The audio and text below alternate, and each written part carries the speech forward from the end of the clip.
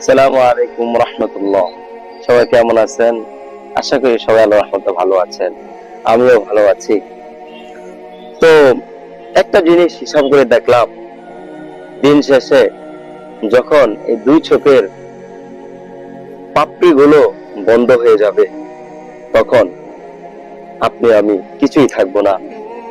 আপনি আমি এই দুনিয়া নিয়ে এত বড়াই করি, এত অহংকার করি, এত নিন্দা মানুষদেরকে দেই, এত এত দেমাগ দেখাই, এই দেমাগ একটা সময় থাকবে না। দেখেন, পৃথিবীতে এমনও আছে, এমনও নজির আছে, বাবা মারা গেছে, ছেলে তার লাশ রেখে পালান করেছে, তার বাবাকে মেরে ফেলেছে। তো ভাই, আমরা দুনিয়ার এই ব্যস্ত জীবন শুধু দুনিয়া মুখী হয়ে যায়। দেখেন, আমরা যারা মুসলিম আছি, তারা আল্লাহ কতটুকু জানি, কতটুকু মানি।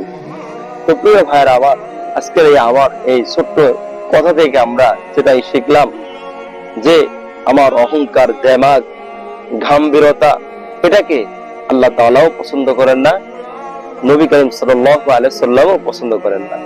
কাল কিয়ামতের ময়দানে সর্বপ্রথম নামাজের হিসাব হবে, তারপর সুন্দর হবে, চারিত্রিক গুণ ভালো হবে, তার আমল নামা ডান হাতে দেওয়া হবে।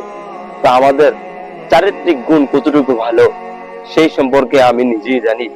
তো আসুন, আমার এই চারিত্রিক গুণকে ভালো করি, চারিত্রিক ব্যবহার, মানুষের সাথে ভালো ব্যবহার করি, লেনদেনের ক্ষেত্রে, সকল ক্ষেত্রে মানুষের সাথে ভালো ব্যবহার করি। আল্লাহ তাআলাও ভালো জানবেন, মানুষও আমাকেও ভালো জানবেন। তো আমার আলোচনা এখানেই শেষ করছি। সবাই ভালো থাকবেন, সুস্থ থাকবেন। আসসালামু আলাইকুম।